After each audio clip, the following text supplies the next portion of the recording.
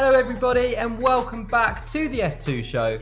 I'm your host Fraser Ford, and joining me to review all of the action from this weekend, we have an all inside F2 writers lineup: Aaron Harper, Jenny Craig and Lawrence Griffin.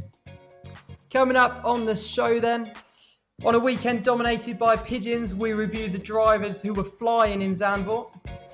There were wings everywhere this weekend. We discuss some of the more notable incidents from both races. And a twist in the tail in terms of the championship battle, we take a look at the championship standings. Aaron, I'm sorry, that was awful, wasn't it? That was, some really poor banter there. But in all seriousness, an exciting weekend of action and, lots for us to get our claws into, right? It was looking a bit worrying after the sprint race on Saturday, where not particularly much happened, and we were then left with a last lap sprint. But the feature race was really exciting, so lots for us to dive into there. And of course, we're going to talk about some very special guests at Zandvoort. Yeah, looking forward to some more pigeon chat. We were excited for Zandvoort, weren't we? And it certainly delivered, didn't it? Felipe Drugovich, obviously race winner, Jenny, and took a massive step towards taking the title. It was a good drive from him, wasn't it? Yeah, I think it was definitely one of his better drives from the recent races. I think as well it's something that we've wanted to see from him after how he was at the start of the season, and since he's probably very more than likely going to be champion, if not by Italy, then definitely probably by Abu Dhabi, then I think these are going to be the kind of drives that we'd want to share when maybe someone that's not watched it asks, who's Felipe Drugovich? These are the kinds of things that you'd want to be able to say about the champion. So I'm glad that he's doing it in this kind of way if we're not going to get a championship fight. I'd rather have one of the two. Definitely, he's been dominant this weekend. Lawrence, he kept himself out of trouble as well, didn't he? Particularly at the safety car restart where Jack Doohan got unfortunately taken out of the race. Was that good judgment or perhaps a bit of luck came into that? Well, I'm sure judgment is part of it. He himself managed not to run into the back of the driver ahead, but if he'd been to the right-hand side and Doohan had run into the back of him, or if Doohan had been to the left-hand side, he could have quite easily been taken out in much the same way that Doohan had been. So I think you have to put that down to luck, really. Certainly further back down the grid, it seemed like you really couldn't do much about it at all. And that's why I think people are so upset by these sorts of incidents, that everyone accepts that in racing, cars come together sometimes and crashes happen. But it seems that particularly unjust in this case that some drivers were out of that race through no fault of their own, really. And that's why I think that it's something that the FIA will need to start to take a closer look at, because as we saw in Mugello in Formula One, it can lead to some quite nasty accidents. Yeah, let's talk about the incident. Obviously, it was safety car restart. A pack are all bunching up together, and it was Richard Verschoor who ended up hitting Jack Doohan, which led to his retirement. Clement Novalak also hitting the back of Tatiana Calderon as well, which led to their retirements. Alex Brundle said that these things need to be put in place to stop this from happening. What were your thoughts on that, Aaron? It was obviously a tricky situation to manage, because you saw the restart that Marcus Armstrong made, and he made it so perfectly on the sprint race on Saturday. And Liam Lawson took a different approach to it. He waited and he waited and he waited, but Lawson did everything that he's supposed to do in that situation. He didn't accelerate and then decelerate. But what tends to happen, I think, is the temptation of the drivers further back. Someone moves forward to close the gap, and the people behind think, oh, we're going, and then realise, no, we're not. And that's where you get the concertina effect. So they used to have what they call the safety car line. Well, they still call it the safety car line, but you used to be able to overtake from there. So the lead driver, basically, it was an acceleration point. You had to go before then, otherwise people could just drive past you. And perhaps that needs to be reintroduced. And it's a very delicate balance, I think, between being very autocratic and saying you must do this and you must do it this way, and being very sort of gentle with the drivers and saying, okay, well, we're going to hand this responsibility over to you, and you've got to deal with it yourselves. it's very, very tricky because you can't say. The thing is, if it was triggered by the driver at the front, Liam Lawson, you could absolutely say, yeah, let's do away with those late restarts. But it wasn't. It's come from the middle of the pack, and some of the responsibility needs to come from the drivers in that respect. So I think the solution is to put a set acceleration point, and whether you have that early or if you have that late is the big question. Considering what happened in the Formula One race, I would suggest perhaps a later one if on a circuit like that. But then if you've only got a short acceleration zone, then you don't need such a short distance anyway. But it might change from track to track, and that could get a bit messy. It's a very, like I said, it's a very, very delicate thing to balance and to get right. It might take some testing and some conversations with the drivers and how they feel. I'm not a racing driver, so I can't really put myself in their position. So I think it would be wrong for me to say one of the best ways is to do this. So it has to come from the drivers. I think that solution. Do you think, Aaron, that the teams have a part to play in it as well? I remember, I think it was Baku 2016, and Nobuharu Matsushita got a race ban for something similar where he left it right till the last minute down the Baku straight, and there was all sorts of carnage. Mitch Evans and Sean Galeo involved. And do you think the teams take some kind of responsibility as well? Because I remember at that point thinking to myself, Surely the team should be on the radio to Matsushita, or in this situation to Liam Lawson, and be telling him to get on with it, because it will cause that in the mid pack or at the back of the pack. There is a point to that. Yeah, I can see where you're coming from with that, but the thing is, you can tell the drivers all you want.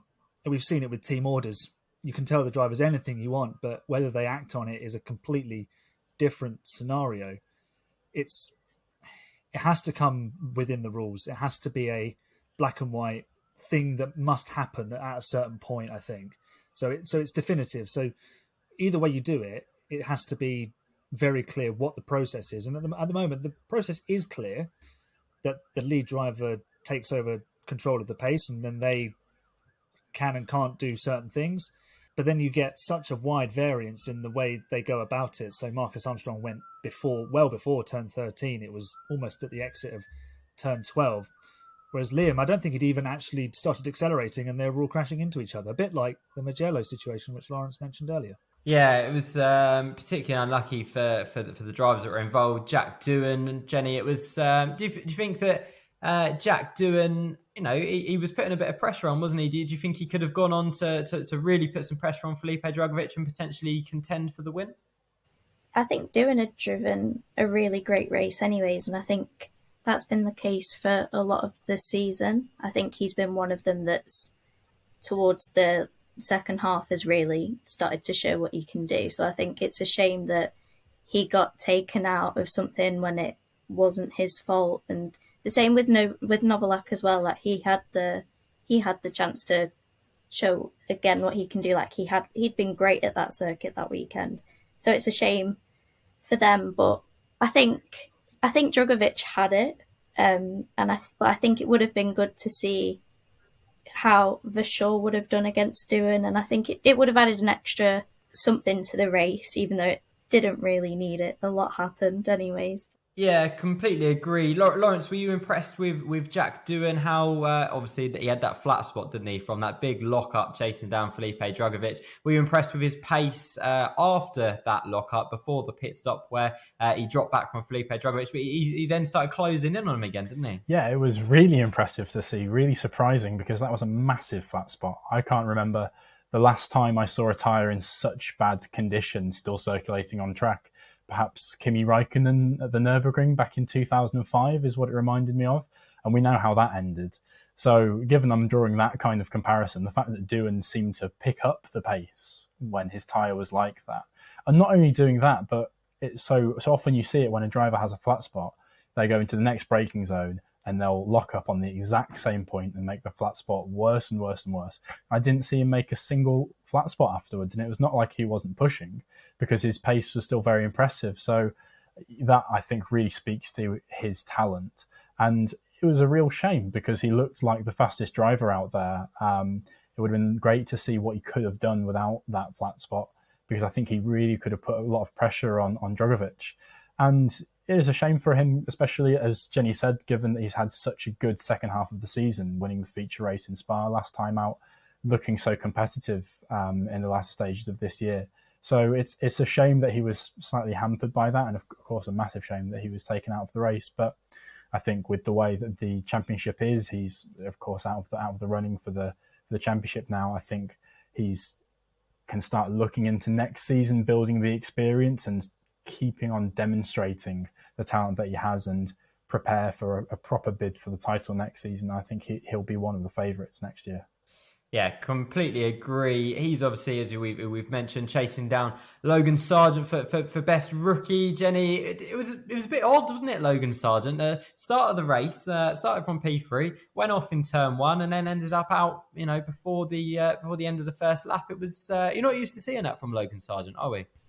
No, he's had such a horrible last few rounds as well, because we were talking about after Silverstone, saying, that it could have been a 3-way battle for the title, and since then it has just come apart so badly as well. Like, not even as in falling out of the points, but he's had so many DNFs since his run of form, which is really shocking. And I think this weekend's been the first one where it hasn't been out of his control. He made 2 mistakes, and it was something as well that we haven't seen from him when he was in F3 either.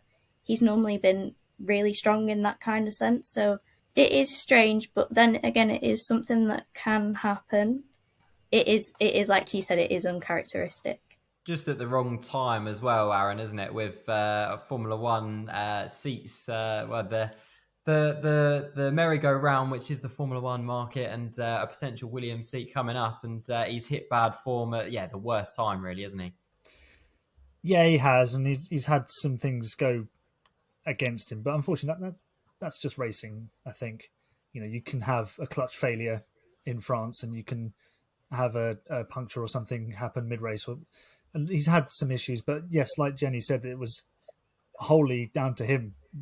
His short time in the feature race yesterday, they were both his errors. I did, before we saw the replay of the second incident, I wondered if he'd had a brake issue from the line, because he went straight on at turn 1 and then he just ended up nose first in the wall, but that was because he'd hit the back of another car. But I've heard that Williams are impressed with the way he goes about things, the feedback, his qualities are really good. And personally, I think Nicholas Latifi's time in F1 is coming to an end. So it's a bit of a shootout between Sargent and Nick de Vries. So whether Williams want to go for a discount on their Mercedes power units, or if they want to put their own young driver in, is the big question. I think Williams would want him to come in off the back of a bit more form, but then form is temporary, class is permanent. And I think Logan Sargent is a classy driver because he ran Oscar Piastri so close in 2020 for that F3 championship. And but for the racing gods not being on his side on that day in Mugello, he may have been F3 champion. So you're looking at very fine margins. That's the quality of driver we're dealing with here. And there's no like God-given right to go into F1 and deliver, and we'll see with Piastri what he can achieve with McLaren next season. But there's no reason why Logan Sargent can't step up to Williams as well. It does hinge completely on what Williams want to do, though. But another season in F2 and another tilt at the championship wouldn't do him any harm either. Completely agree, and it's crazy to think that he was above Théo Pourchaire in the standings coming out of Austria, which doesn't seem that long ago. Speaking of Théo Pourchaire, difficult weekend for him, wasn't it? And it was all undone in qualifying, really, Lawrence, wasn't it?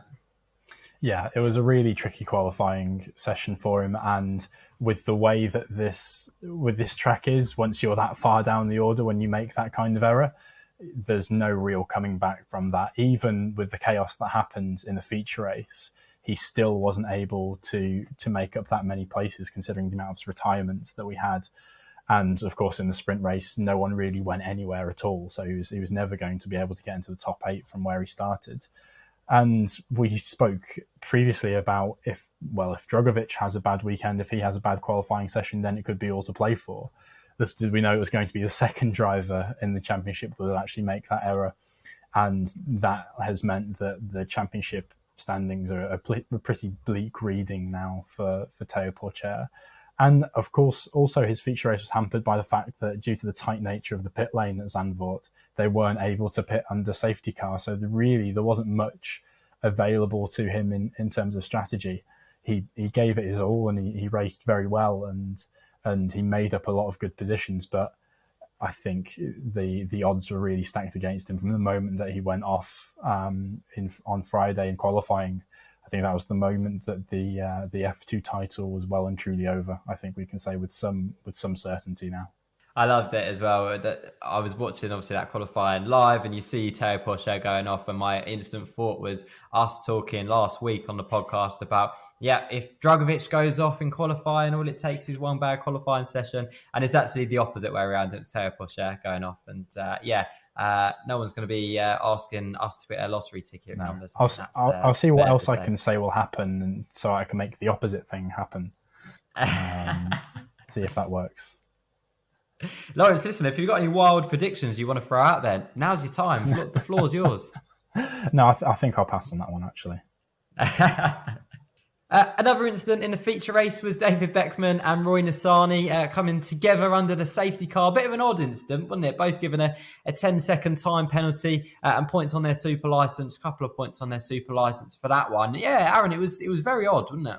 It was odd and wholly unnecessary because you're behind the safety car, and I think they were side by side from somewhere like turn 11, and then they went round the left-hand sort of horseshoe corner and got all the way around the banking, side by side, sort of waving to each other, and then forgot that Marino Sato was actually there as well, and they gave his car a bit of a love tap.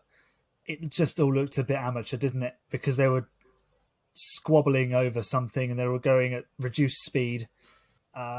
So yeah, they can't really have any complaints about the fact that they both got penalised in the race and 2 points on their super licence, which means Roy Nissany misses Monza. Is it a little bit harsh that he was given exactly the same penalty for Beckman when as Beckman for Beckman turning into him and hitting him? I understand obviously the childish, I know I'm in front kind of thing, but he didn't actually hit Beckman. Beckman hit him. Do you think that was a little bit harsh, or do you think that it's fair? I think it's fair because the contact would have been non-existent if one of them had conceded the position, and it stemmed from, they only made contact because they were trying to avoid Marino Sato because they weren't looking where they're going, and if you're going to be a racing driver, you need to look in the right direction. Yeah, it's a fair point. And yeah, obviously, as you say, Roy Nissany misses the next round in Monza. And yeah, he'll be back for Abu Dhabi. Hopefully, haven't learnt his lesson. Okay, the sprint race probably won't go down as a Formula 2 classic. I think that's fair to say. But it was a great victory by Marcus Armstrong. He's quickly becoming the sprint race master, isn't he, Lawrence? I'm not quite sure what that says about his qualifying, but he keeps on winning sprint races. Yeah, he does, and that does suggest he needs to improve in qualifying a little bit. But it does also say that once he's in that position, he can take the victory, he can survive the pressure. I know it was really hard to overtake at Zandvoort, and it was even harder to watch at times. But he did have to survive that pressure from behind. He had to execute the safety car restart perfectly, which, as we've seen, can get very complicated. So, it shows that he is able to win races, and he does have that quality. We've seen other drivers, particularly thinking of Jehan Daruvula, who've been in similar situations that have just not quite managed to manage the tyres on a Saturday and actually get that race win. And having had the difficult qualifying, all he can do is aim for the sprint race win, and he's done that on several occasions this year. So I think it was a very good drive from him. It was, of course, made in the start. He got not an amazing launch, but just a slightly better launch than Novalak, and stuck it up the inside, and the rest was history, really. So good to see from Armstrong, but he'll hope that he can start taking those wins on a Sunday rather than a Saturday. Can I just make a cheeky little plug? Because we got to speak to Marcus Armstrong after the sprint race, and he talked us through how he executed that sprint restart. So I managed to get a nice article about that. So if you want to know how Formula 2 drivers go about a race restart, there's the article for you. A great article as well. And High Tech keep winning races where they don't have to do any pit stops. So I think pit stops might need to improve a little bit if they want to win on a Sunday as well. Another driver who did well in the sprint race, Clement Novalak. Not only a great weekend for him, but I enjoyed his radio when he came on the radio to Felipe Drugovich. After the feature race, he's a real character in the paddock, Aaron, and he not only is picking up points for MP, which is great, but he's regularly involved and quite a funny guy, isn't he? Yeah, it's good to have people like that within such a serious business, because it can't all be race wins and points and this and we've got to achieve, and it's got to be an element of fun. And if you've got a character like Clem who's going to bring that from like the driver's perspective, and that's going to radiate through the rest of the team, that's perfect. And if he can sort of keep the atmosphere light and bubbly, that means that Felipe can relax. And I think that might be a reason why Felipe has performed so brilliantly in the last 2 rounds and absolutely taken this championship away from everybody else. So it's that yin and yang. You need that, almost that wingman, don't you? It's the Bottas to the Hamilton. If you've got that balance, then you're in a really, really good position, because it can't, like I said, it can't all be this mega focus, seriousness and very stern. You have to have some point to relax and just let the juices flow a little bit. And sometimes if you relax, everything comes a bit more naturally.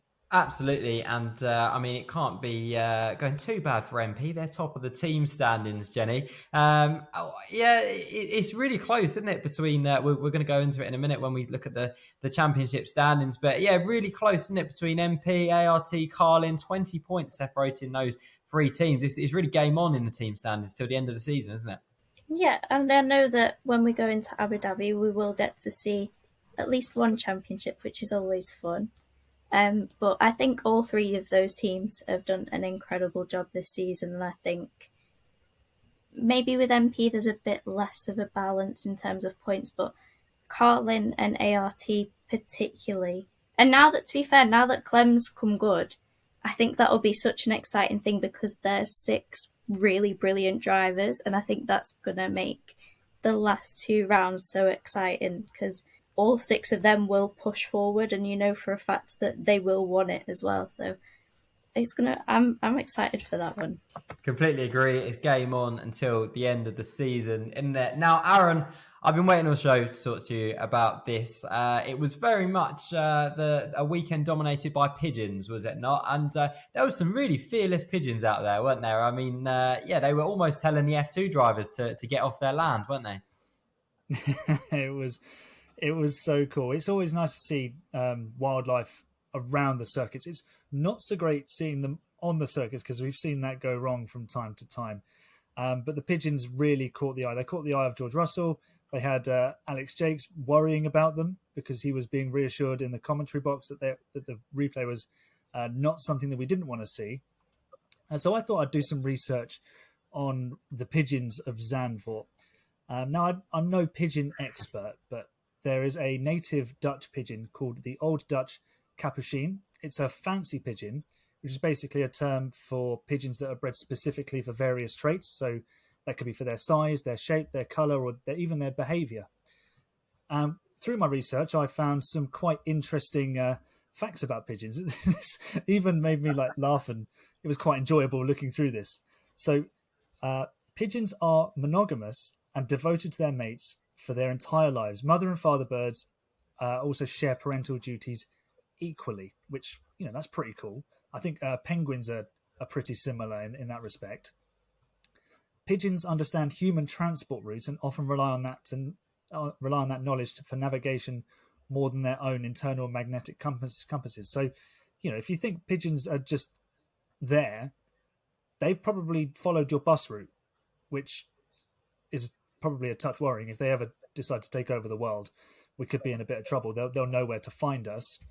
And the last one, which I thought was pretty appropriate for a motorsport podcast is that pigeons can fly at altitudes up to and beyond 6,000 feet and at an average of 78 miles an hour.